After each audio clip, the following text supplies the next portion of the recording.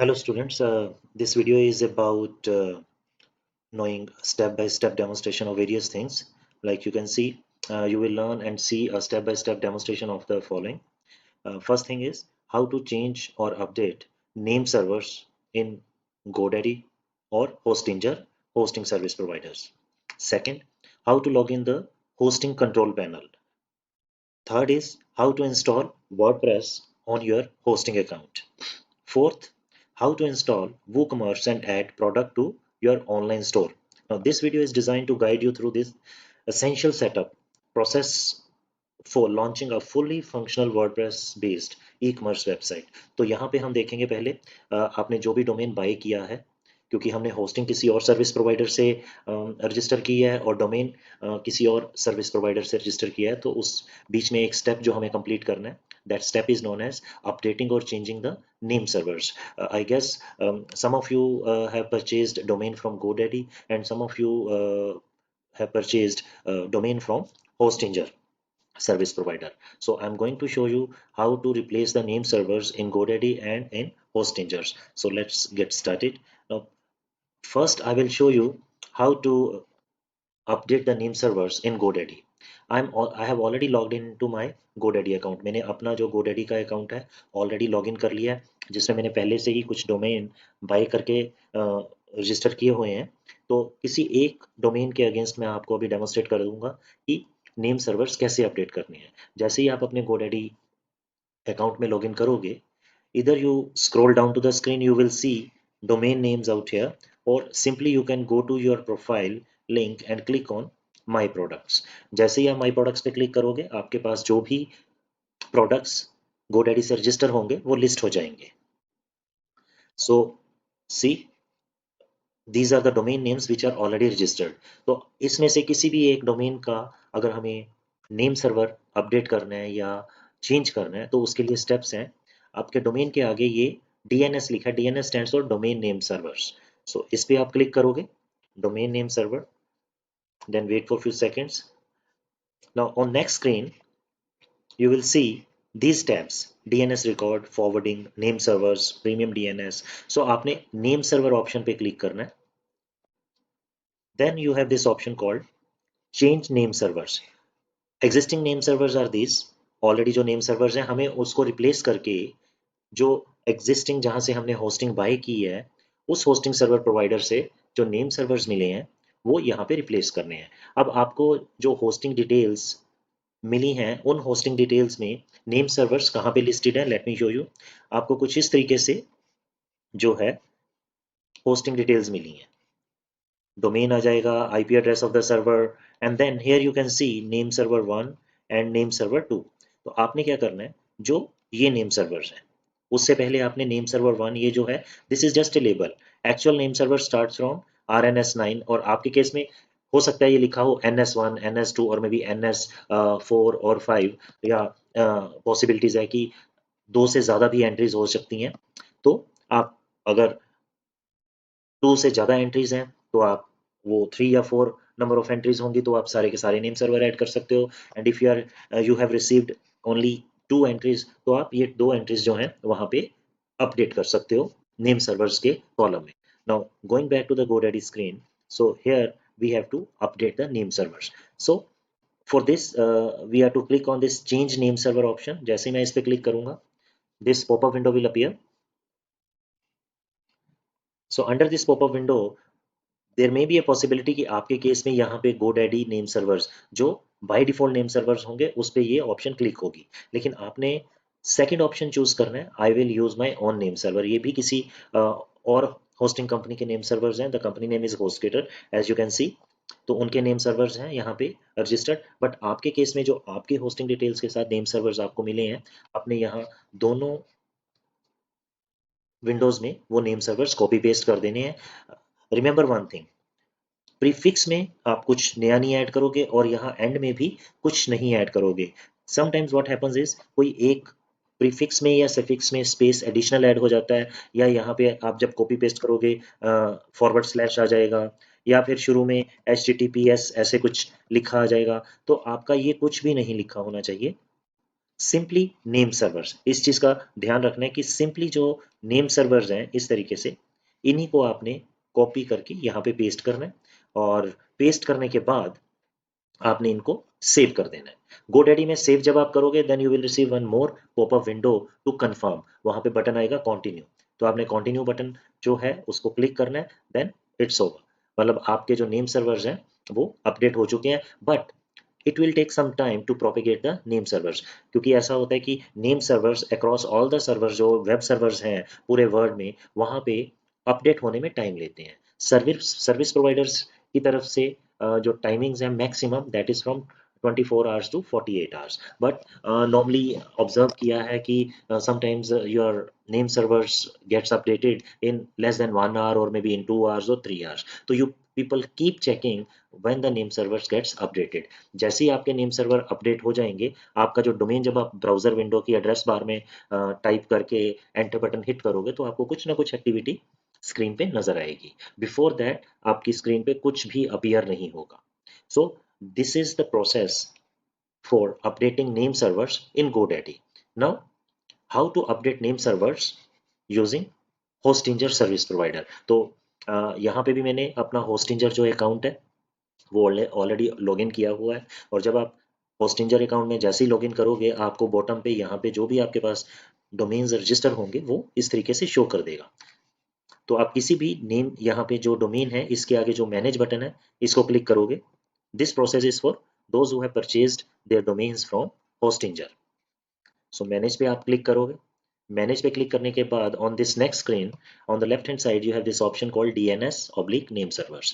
Click here, then these are the name servers। so जो default name servers हैं as we have done in the GoDaddy case, यहाँ पे भी हम same steps repeat करेंगे। change name server पे click किया, now change name servers, जैसे ही आप इसको क्लिक करोगे आपके पास ये 4 विंडोज आ जाएंगी। जैसे GoDaddy में तो 2 विंडोज आई थी, यहाँ पे 4 विंडोज आ गई हैं। तो अगर आपके पास डिफरेंट 4 नेम सर्वर्स नहीं है, only copy and paste first 2 entries. अब ये जो एग्जिस्टिंग एंट्रीज होंगी आपको इनको रिप्लेस करना है with your own name servers. तो यहाँ पे भी नेम सर्वर्स उसी तरीके से रिप्लेस करके you have to press save and then wait for some time. जैसा मैंने पहले बताया कि ये जो एक्टिविटी है it takes some time to get connected with your hosting account. Normally हम इसको बोलते हैं कि आपका जो नेम सर्वर्स है प्रोपिगेट होने के लिए थोड़ा टाइम लेते हैं। या आपको एक और ऑप्शन बताता हूँ मैं, एक वेबसाइट है DNSchecker.org।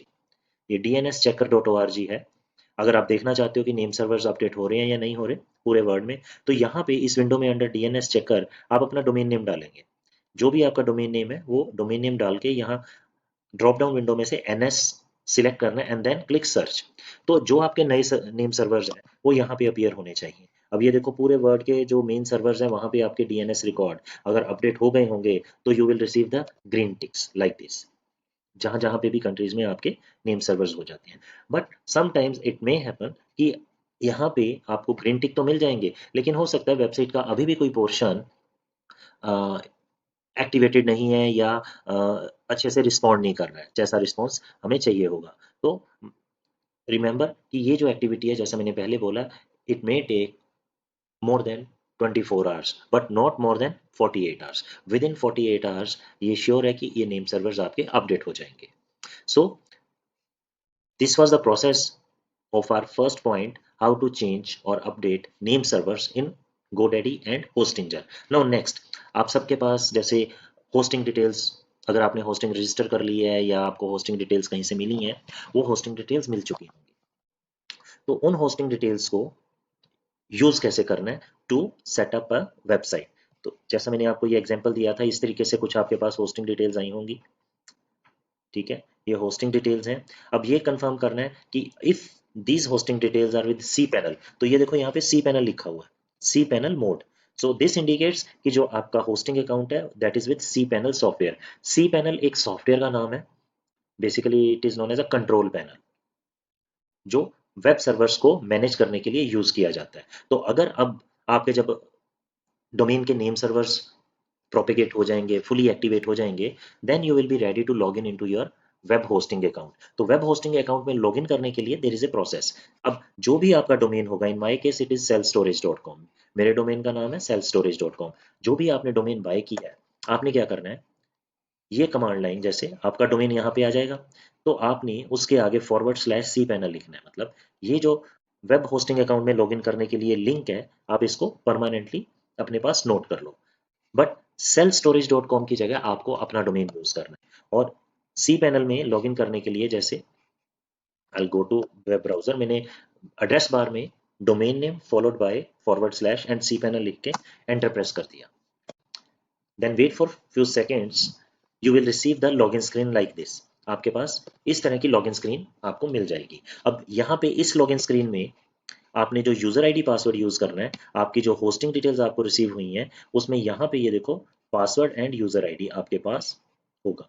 User ID and the password आपके पास होगा, तो आपने सेम यूजर आईडी पासवर्ड यहाँ पे यूज करना है। अब मेरे केस में जैसे sell storage is my user ID, जो भी होस्टिंग अकाउंट बने, then I type my password, then press enter और लॉग इन। सो ये देखो log in successful. The first screen which you will receive once you successfully logged in into your cPanel will be like this। यहाँ पे बहुत सारे options होंगे। On the right hand side आपका जो सर्वर है उसकी थोड़ी ब्रीफ इंफॉर्मेशन होगी कि आपके पास सर्वर स्पेस कितना है, आपको बैंडविड्थ डाटा ट्रांसफर बैंडविड्थ कितनी दी गई है, आपने टोटल नंबर ऑफ कितनी फाइल्स अभी अपलोड कर दी हैं, कितना डाटा आप यूज़ कर चुके हो out of the allocated storage capacity, आपने कितने डोमेन यूज़ कर लिए हैं, and there is a lot of other information also, but you need not to go through this. आपको ये इतना टेक्निकल इसमें जाने की ज़रूरत नहीं है। आपके लिए सिर्फ इतना इंपॉर्टेंट है कि आपका टोटल डिस्क स्पेस कितना है और आपने कितने डोमेन उसमें होस्ट किए हैं। अब when you receive this screen, आपने अपना वेब होस्टिंग के कंट्रोल पैनल में लॉगिन कर लिया है, तो यहाँ से अब हमारा प्रोसेस शुरू होगा how to install WordPress on your hosting account. तो होस्टिंग अकाउंट में वर्डप्रेस इंस्टॉल करने के लिए आपने एक ऑप्शन फॉलो करना है यहाँ पे, which is under software section. ये सॉफ्टवेयर सेक्शन में एक ऑप्शन है सॉफ्टा plus app installer. I repeat, under software within your web hosting control panel, follow this option Softa Plus App Installer। Then you will receive this screen। Now the first app is WordPress। जो हमारे पास first application है जो हमने install करनी है, जिसको use करके हमें वेबसाइट क्रिएट करनी है, this is WordPress। Now click on install from here। So once you click on install you should get this screen। अब यहाँ पे कुछ चीजें आपको बड़ी इंपॉर्टेंट नोट करनी है, वो ये कि आपको जो ये वर्डप्रेस इंस्टॉलेशन सेटअप करना है, उसका user ID password and administrative email ID वो आपको यहाँ पे कॉन्फ़िगर करना है। बाय डिफॉल्ट जो यूजर आईडी वर्डप्रेस का होता है वो एडमिन रहता है, but it is highly recommended don't use this as a user ID. Admin is very easy to hack. तो आपको भी रिकमेंडेशन यही है, एडवाइस यही है कि आप यहाँ पे यूजर आईडी एडमिन नहीं यूज करोगे, आप कुछ भी अपना यूज कर सकते हो। लाइक मैं अपने केस में सेल स्टोरेज जो मेरा वेब होस्टिंग अकाउंट का यूजर आईडी है मैं वो यूज कर रहा हूँ। आप सेम यूज करना चाहते हो आप सेम यूज कर सकते हो, कोई डिफरेंट आपने इसको यूजर आईडी एलोकेट करना है तो डिफरेंट यूजर आईडी लिख सकते हो। And then next to define the password, तो मैं अपना पासवर्ड यहाँ पे कुछ भी दे दूंगा। आप जैसे मैंने पहले बताया कि यूजर आईडी आप सेम होस्टिंग अकाउंट वाला भी दे सकते हो और कोई डिफरेंट भी रख सकते हो। पासवर्ड भी आप सेम होस्टिंग अकाउंट वाला भी दे सकते हो या कोई अपनी तरफ से डिफरेंट भी रख सकते हो। This is up to you, but आपको ये यूजर आईडी और पासवर्ड याद रखना है। बेटर है आप कहीं पे इसको नोट करके अपनी नोटबुक पे रख लो। Then admin email ID. So यहाँ पे आपने जो ईमेल आईडी देना है वो आप अपना कोई भी पर्सनल जीमेल आईडी जो भी आपने कोई इस पर्टिकुलर वेबसाइट के लिए बनाया हो या कोई आपका पर्सनल जीमेल ईमेल आईडी हो, आपको यहाँ पे वो यूज करना है। क्योंकि जितनी भी वेबसाइट से रिलेटेड नोटिफिकेशंस होंगी या किसी भी तरह की कोई मेल डिलीवर होगी, वो इस जो भी आप मेल आईडी यहाँ पे दोगे उस मेल आईडी पे होगी। मैं अपना यहाँ पे मेल आईडी दे रहा हूँ, ठीक है, ये मेल आईडी दे दिया। अब लेफ्ट हैंड साइड पे ये कुछ प्लगइन्स एक्टिव चेक किए हुए हैं, आपने इन सब को अनचेक कर देना। अभी हमें इन प्लगइन्स की कह लो या ये छोटे छोटे सॉफ्टवेयर मॉड्यूल्स हैं फॉर डिफरेंट पर्पसेस, तो अभी हमें इनकी ज़रूरत नहीं है, तो ये सारे के सारे आपने अनचेक कर देने हैं। ऊपर आपके पास साइट नेम या साइट डिस्क्रिप्शन आ रहा है, अभी के लिए आप इसको एज इट इज़ भी बाय डिफ़ॉल्ट मोड में रख सकते हो, या अगर आप चाहते हो कि नहीं आपका जो वेबसाइट का टॉप के ऊपर नाम आए, तो जो भी आप वो देना चाहते हो वो यहाँ लिख सकते हो। जैसे मैंने तो यहाँ लिख दिया अगेन सेल स्टोरेज। ठीक है, आप कुछ डिस्क्रिप्टिव नेम भी दे सकते हो या कोई सिंगल वर्ड नेम भी दे सकते हो यहाँ पे। Now scroll down to the screen, here it says email installation details to. अब यहाँ पे भी हमने कोई ईमेल आईडी देना है। उस ईमेल आईडी पे जो भी हमने ये सारी सेटिंग्स की है, अपना यूजर आईडी पासवर्ड, ये सारी डिटेल जो भी ईमेल आईडी हम यहाँ पे देंगे वहाँ पे डिलीवर कर देगा। तो मैंने अपना सेम ईमेल आईडी दे दिया जो मैंने वर्डप्रेस का एडमिन पैनल का ईमेल आईडी यहाँ पे दिया था, मैंने सेम ही यहाँ पे दे दिया। Okay, now once all this information is completed, now we are ready to install it. Then click install button and wait for some time.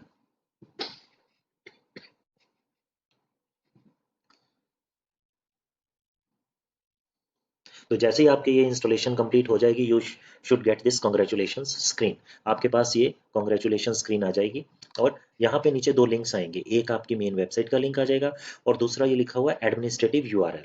Now this URL is again very important. जैसे मैंने आपको hosting account के control panel में login करने के लिए link बताया था कि ये है फॉलोड बाय सी पैनल, उसी तरह से जब आपको वर्डप्रेस वेबसाइट के डैशबोर्ड में या एडमिनिस्ट्रेटिव पैनल में लॉगिन करना है तो सी पैनल की बजाय आप लिखोगे wp-admin। आपका डोमेन तो ऐसे लिखा जाएगा ही, लेकिन इंस्टेड ऑफ सी पैनल आप वर्डप्रेस के लिए लिखोगे wp-admin। तो ये लिंक आपको नोट करके रख लेना है। जब भी आपको रेफर किया जाए कि log in to your WordPress administrative panel और log in to your WordPress dashboard, that means you have to follow this link and use the user ID and password which you have registered while installing the WordPress, जो भी आपने उस time पे दिया था। इसलिए आपको चाहिए कि आप वेब होस्टिंग अकाउंट का भी जो लॉगिन क्रेडेंशियल्स हैं कहीं पे नोट करके रखें और वर्डप्रेस के भी जो लॉगिन क्रेडेंशियल्स हैं वो कहीं पे नोट करके रख लें, सो दैट इन फ्यूचर कोई प्रॉब्लम ना आए। अब हमने नेम सर्वर्स अपडेट कर लिए थे, अब वर्डप्रेस भी हमने इंस्टॉल कर लिया। अब नेक्स्ट आता है कि हमें इसे ऑपरेशनल बनाने के लिए, इसको ई कॉमर्स मॉडल में कन्वर्ट करने के लिए कुछ यहाँ पे चेंजेस करने होंगे। तो जैसे मैं अभी के लिए इस लिंक को क्लिक करूंगा, ये जो वर्डप्रेस का एडमिन पैनल का लिंक है, तो ये मेरे को वर्डप्रेस के डैशबोर्ड में ऑटोमेटिकली लॉगिन करवा देगा।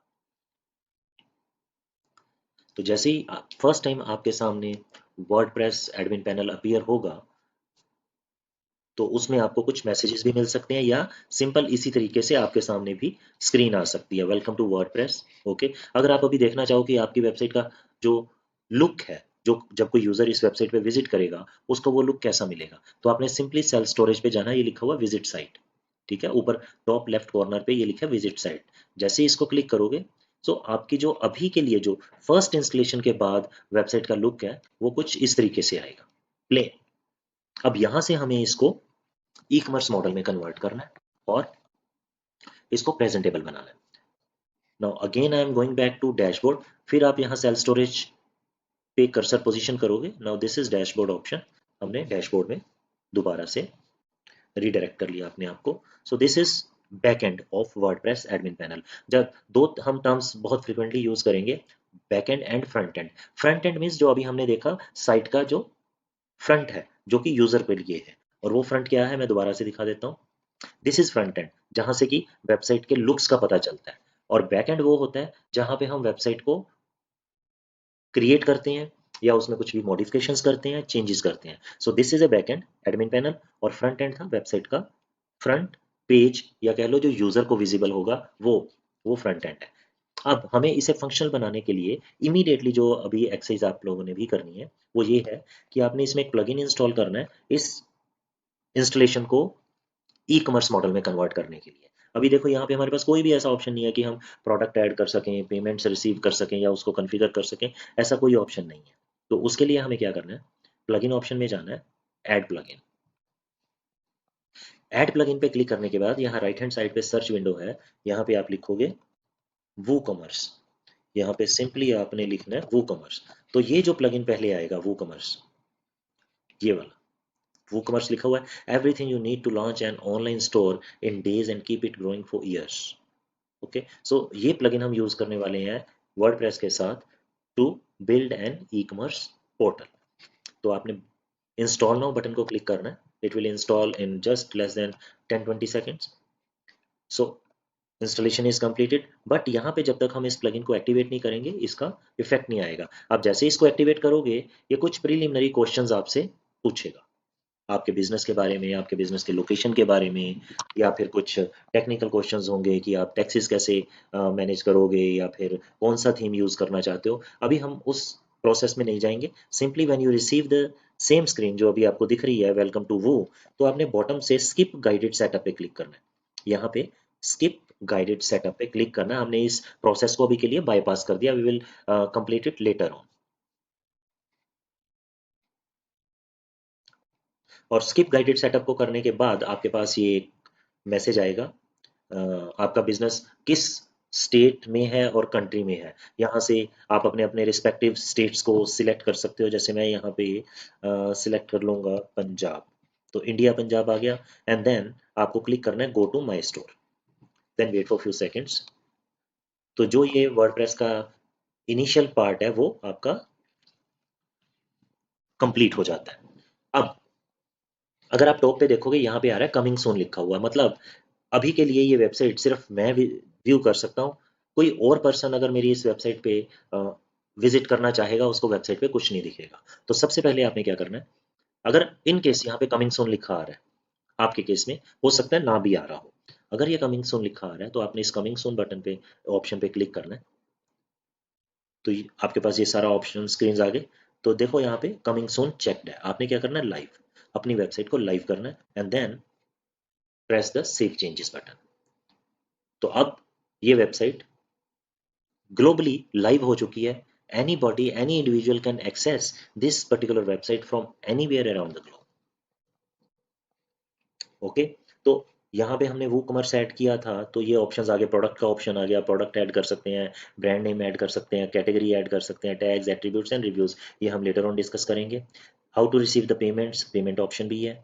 Analysis to keep tracking the visitors activity on the website, तो हम इसके थ्रू भी कर सकते हैं, कितनी सेल हुई है, पर डे की क्या कलेक्शन हुई है, we can always track it using this analytic part. Then marketing to promote, यही जो हम डिजिटल मार्केटिंग की बात करते हैं, तो यहाँ पे टर्म मार्केटिंग लिखा है तो ये रेफर करता है डिजिटल मार्केटिंग को। तो इस तरीके से हमने यहाँ तक वर्डप्रेस इंस्टॉल किया। वर्डप्रेस इंस्टॉल करने के बाद हमने वूकमर्स प्लगइन इंस्टॉल कर लिया, जो कि इस वेबसाइट को, जो एक सिंपल ब्लॉगिंग वेबसाइट थी, उसको ई कॉमर्स मॉडल में कन्वर्ट कर दिया। अब हमने सेटअप तो कर लिया है, अब इस वेबसाइट में हमें कंटेंट ऐड करना है, राइट। कंटेंट ऐड मतलब यहाँ क्या करना है, ये नहीं है कि हमने ब्लॉग लिखने स्टार्ट कर दिए, कोई प्लेन टेक्स्ट पब्लिश करना या इस पे पोस्ट करना शुरू कर दिया, नो वे। हमारा जो content, main content is product listings. हमने अभी इस इंस्टॉलेशन में अब प्रोडक्ट लिस्टिंग्स करनी है। तो नेक्स्ट जो मैं आपको स्टेप बाय स्टेप डेमोन्स्ट्रेशन देने वाला हूँ वो है how to list the product in this WordPress installation. तो प्रोडक्ट ऐड करने के लिए यहाँ प्रोडक्ट पे कर्सर पोजीशन करोगे और ये देख रहे हो यहाँ पे ऐड न्यू प्रोडक्ट का ऑप्शन आ रहा है। अब आपने जो प्रोडक्ट्स ऐड करने हैं वो डिफरेंट डिफरेंट कैटेगरीज में करने हैं। जो भी कैटेगरी आपने सिलेक्ट की है, जो मैंने आपको एक लिस्ट दी थी उसमें मेन कैटेगरीज के और सब कैटेगरीज के नाम थे, आपने जो भी एक मेन कैटेगरी सिलेक्ट की है आप उसमें डिफरेंट डिफरेंट सब कैटेगरीज भी बनाओगे। फिर उन सब कैटेगरीज के अंडर आपके प्रोडक्ट लिस्ट होंगे। लेकिन before you started adding the product, it is always better to first create the categories। अब जैसे यहाँ पे ये देखो नीचे कैटेगरी का ऑप्शन आ रहा है, तो जैसे मैं इसको क्लिक करूंगा कैटेगरीज के लिए मेरे पास ऑप्शन आ जाएगा। By default there is no category, only unrecognized is the category. अब ये अनरिकॉग्नाइज्ड क्या होता है, जब आप किसी भी प्रोडक्ट के साथ कोई कैटेगरी एलोकेट नहीं करते हो, कोई कैटेगरी अटैच नहीं करते हो, तो ये अनकैटेगराइज जो ऑप्शन है ऑटोमेटिकली, मतलब ये भी एक कैटेगरी का नाम है, तो ऑटोमेटिकली वो प्रोडक्ट इस कैटेगरी के साथ अटैच हो जाता है। अब इसमें कैटेगरीज बनानी कैसे है, अब जैसे मेरा एक फॉर एग्जांपल मैंने सिलेक्ट किया विमेन अपैरल्स, तो मैंने एक मेन जिसको हम बोलते हैं पेरेंट कैटेगरी, मेन कैटेगरी बना दी विमेन अपैरल्स, ठीक है। अब इस स्लज को आपने ज़्यादा फोकस नहीं करना, ये ऑटोमेटिकली जो आप कैटेगरी नेम दोगे that will automatically become the sludge. Sludge हमारा कैटेगरी लिंक के लिए होगा, जो हमारी वेबसाइट के ऊपर कैटेगरी बनेगी या कैटेगरी लिंक बनेगा तो ये ऑटोमेटिकली वो स्लज काउंट होगा। तो इसमें आपने अपनी तरफ से मैनुअली कुछ नहीं करना अभी के लिए। अब ये जो विमेन अपैरल है this is a parent category, ठीक है, इसकी कोई सब कैटेगरी नहीं है, तो यहाँ पे नन ही लिखा आएगा। मतलब ये कहने का मतलब ये है कि सिस्टम पूछ रहा है कि आपकी इस कैटेगरी की कोई पेरेंट कैटेगरी है इसके ऊपर, तो हमने लिखा है नन, कि ये ही अपने आप में एक पेरेंट कैटेगरी है। तो ये इतनी की इंफॉर्मेशन देने के बाद go down and click add new category. अब आप देखोगे यहाँ पे विमेन अपैरल आ गया, ठीक है। अब मेरे को विमेन अपैरल में भी डिफरेंट कैटेगरीज हैं, शॉर्ट्स हैं, पैंट्स हैं, टॉप्स हैं, डिफरेंट डिफरेंट कैटेगरी के प्रोडक्ट्स हैं। तो अगर मैंने विमेन अपैरल के अंडर एक कैटेगरी बनानी है साड़ीज, ठीक है, साड़ीज भी एक प्रोडक्ट हो गया विमेन अपैरल का। अब यहाँ पे मेरे को ये साड़ीज जो है विमेन अपैरल के अंडर लेके आना है, तो मैं क्या करूंगा, मतलब साड़ीज की जो पेरेंट कैटेगरी है वो विमेन अपैरल, तो then I click add new. तो अब आप देखो जो साड़ीज है वो स्लाइटली राइट हैंड साइड पे है इस बार के साथ। अब अगर मेरे को साड़ी के नीचे भी सब कैटेगरी बनानी है, मैं लिखूं कॉटन साड़ीज। अब इस बार मैं saris as a parent category लूंगा, अगर मेरे को कॉटन साड़ीज को सब कैटेगरी बनाना है साड़ीज की। Again I will click on add new category. अब आप देखो यहाँ पे 2 पॉइंटर्स आ गए, यहाँ पे सिंगल। तो विमेन अपैरल के अंडर सब कैटेगरी आ गई साड़ीज, और साड़ीज की सब कैटेगरी होगी कॉटन साड़ीज। तो similarly you can also create the categories before you actually start adding the products, वो एक अच्छी स्ट्रेटेजी भी रहती है। और इस तरीके से आप अपने प्रोडक्ट्स की कैटेगरीज को इस कैटेगरी ऑप्शन के अंडर, जो कि प्रोडक्ट ऑप्शन के अंडर है, यूज करते हुए कैटेगरीज क्रिएट कर सकते हो। Now once the categories has been created, तो उसके बाद हमारे पास ऑप्शन आता है कि अब हमें प्रोडक्ट ऐड करने हैं। अब प्रोडक्ट ऐड करने के लिए भी हमारे पास यहाँ पे ऑप्शन है ऐड न्यू प्रोडक्ट। तो जैसे मैं इसको क्लिक करूंगा तो हमारे पास स्क्रीन जो आ जाएगी, ऐड न्यू प्रोडक्ट के लिए स्क्रीन आ जाएगी। स्क्रीन के आने के बाद आप देखोगे यहाँ पे कुछ आइकन्स हैं, बोल्ड, इटैलिसाइज, बुलेट्स। तो यहाँ पे एक और बैंड ओपन करने के लिए ये कॉर्नर के ऊपर जैसे टूल बार टॉगल लिखा हुआ है ना, टूल बार टॉगल, एक बार क्लिक करेंगे तो ये टूल बार आ जाएगी, एक बार क्लिक करेंगे चले जाएगी। So this is basically a toggle function, कि if you keep on pressing the same button, तो आपका जो वो ऑप्शन है वो अनेबल डिसेबल होता रहेगा। अब हमें यहाँ पे 6 डिफरेंट पैरामीटर्स को किसी भी एक प्रोडक्ट के अगेंस्ट ऐड करते रहना है। जो भी प्रोडक्ट ऐड करोगे आप यहाँ पे, उस प्रोडक्ट के आपको 6 पैरामीटर्स ऐड करने हैं। और वो पैरामीटर्स कौन कौन से हैं, लेट मी शो यू। वो पैरामीटर्स हैं हमारे पास ये वाले: product name, product long description, product short description, product image, product price and product category. आपको ये 6 पैरामीटर्स हैं जो इंफॉर्मेशन है हर एक प्रोडक्ट के लिए ऐड करनी है। अभी के लिए मैं आपको एक डेमोस्ट्रेशन दे रहा हूँ कि प्रोडक्ट ऐड कैसे करना है। तो रैंडमली मैं जो भी प्रोडक्ट ले रहा हूँ वो amazon.in से पिक करूंगा और यहाँ साइट में ऐड करूंगा। हम रैंडमली यहाँ से कोई भी एक प्रोडक्ट ले लेते हैं, लेट से कोई विमेन अपैरल प्रोडक्ट ले लेते हैं, ठीक है। और सिंस हमने कैटेगरी साड़ी डाला है, तो लेट मी सी साड़ीज वाला ये आ गया। ये भी साड़ीज के लिए है, वुमेनिस्टा। तो लेट से मेरे को ये वाला प्रोडक्ट ऐड करना है। ये प्रोडक्ट मेरे को अपनी वेबसाइट पे ऐड करना है। तो टॉप में मेरे पास ये प्रोडक्ट नेम है, मैंने ये प्रोडक्ट नेम यहाँ से कॉपी किया। I just go back to the screen of WordPress dashboard, और यहाँ पे मैंने इसको कॉपी पेस्ट कर दिया, ठीक है। तो नेम यहाँ आ गया। अब नेक्स्ट मेरे को क्या करना है, इसका डिस्क्रिप्शन ये दिया हुआ है, डिस्क्रिप्शन ये हमारे पास प्रोडक्ट डिटेल्स हैं। मैं सारी की सारी प्रोडक्ट डिटेल्स यहाँ से कॉपी कर लूंगा जो भी दी हुई है, और ये प्रोडक्ट डिटेल डालूंगा यहाँ पे प्रोडक्ट डिस्क्रिप्शन सेक्शन, ठीक है। प्रोडक्ट डिस्क्रिप्शन सेक्शन में मैंने ये कॉपी पेस्ट कर दिया। अब जो इस प्रोडक्ट की शॉर्ट डिस्क्रिप्शन है वो देखते हैं अगर कुछ दिया। ये वाला प्रोडक्ट डिस्क्रिप्शन में ये 1 लाइनर डिस्क्रिप्शन दिया है, मैंने यहाँ से कॉपी किया और बॉटम पे आके यहाँ पे देखो short description, product short description यहाँ कॉपी पेस्ट कर दी। तो अभी हमने क्या किया यहाँ पे, I have added the product name, I have added the product long description, I have added the product short description. तो ये चीज़ें ऐड करने के बाद आप देखोगे कि यहाँ पे एक लिंक बन गया है, ये लिखा हुआ है परमा लिंक। मतलब ये जो हम प्रोडक्ट पेज ऐड कर रहे हैं, इस प्रोडक्ट का जो एक यूआरएल है, उस वेबसाइट के ऊपर जो लिंक है वो यहाँ बन गया है। अब आपने एक चीज़ का ध्यान रखना है। अब जैसे ये एक साड़ी है, हमने देखा है कि less sari with unstitched blouse, ये एक प्रोडक्ट है, ठीक है। एज पर एसईओ गाइडलाइंस, क्योंकि हमने सर्च इंजन ऑप्टिमाइजेशन भी करना है वेबसाइट बनाने के बाद या बनाने के साथ साथ, तो as per search engine guidelines ये है कि ये जो यूआरएल है, ये जो प्रोडक्ट लिंक है, ये 72 कैरेक्टर से ज़्यादा नहीं होना चाहिए। कहीं कहीं आप देखोगे नेट पे 6 up to 60 कैरेक्टर्स भी बोला गया कि 60 कैरेक्टर से ज़्यादा नहीं होना चाहिए।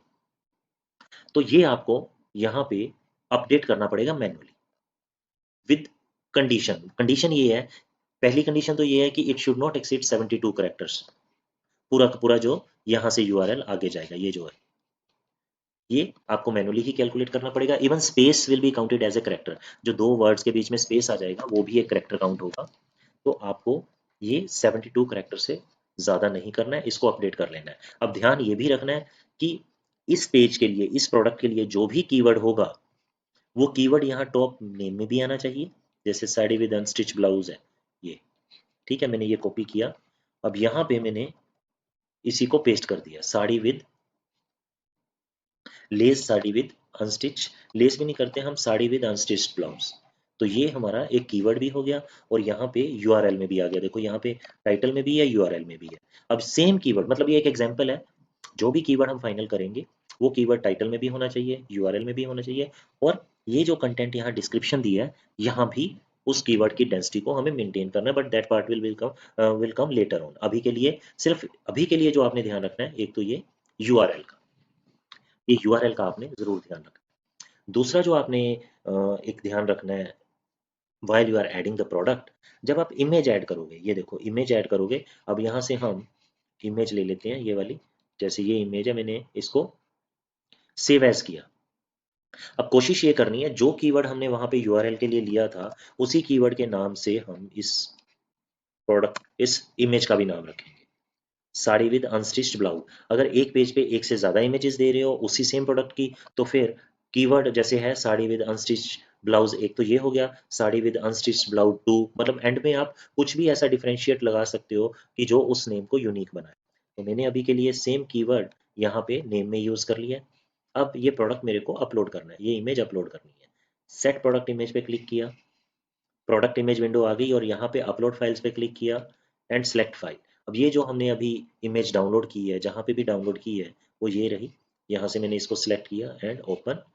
Now you will see this image which gets uploaded. ये इमेज अपलोड हो गई है। अब एक चीज़ का ध्यान रखना, ये देखो यहाँ पे ये साइज आ रहा है इमेज का, विड्थ कम है, हाइट ज़्यादा है।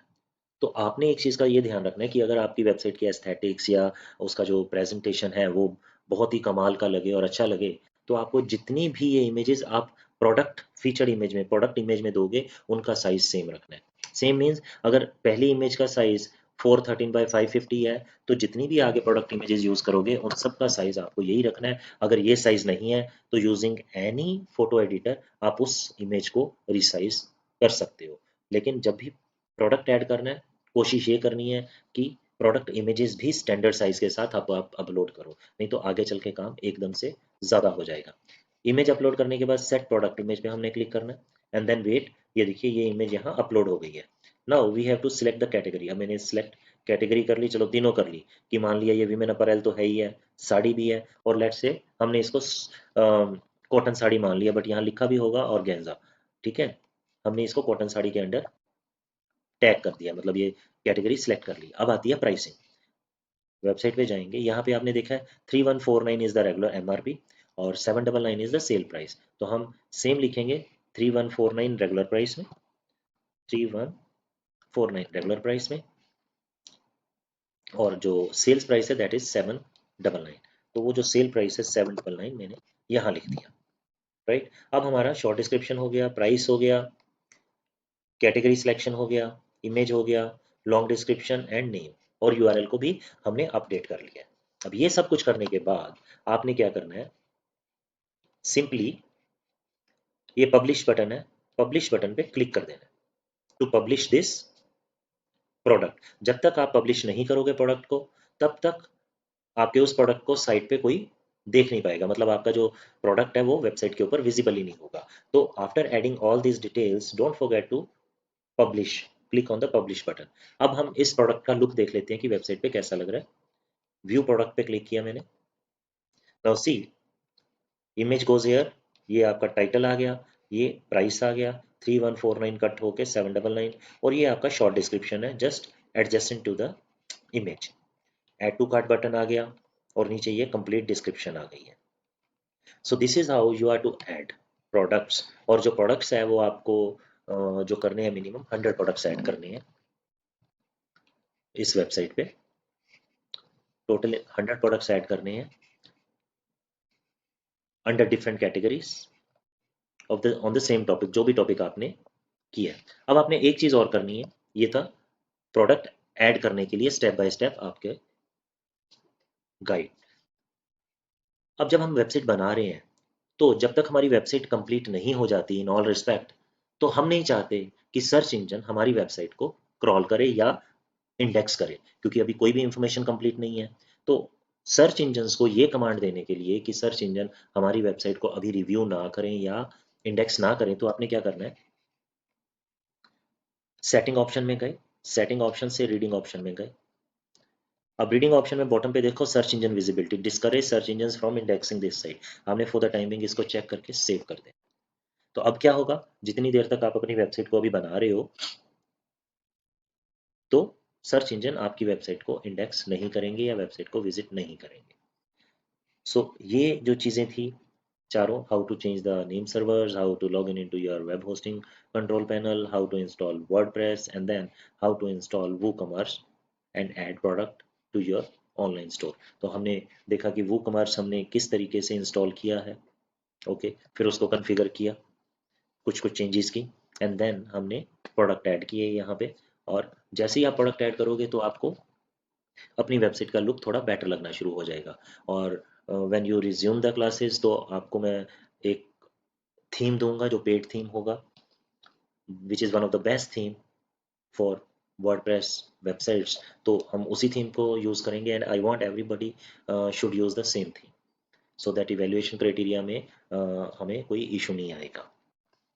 So I hope everything is clear to all of you, and it will help you to complete the given task. Task simple है कि आपने डोमेन बाय किया, होस्टिंग बाय की है, नेम सर्वर चेंज किया, होस्टिंग कंट्रोल पैनल के through WordPress आपने install किया। वर्डप्रेस इंस्टॉल करने के बाद आपने 100 प्रोडक्ट्स ऐड करने हैं under the different categories on a same topic जो भी आपने सिलेक्ट किया है। So with this, I close this video, and if there are any questions, you can always text me, message me here also on YouTube, and you can always message me on WhatsApp also. Thank you very much.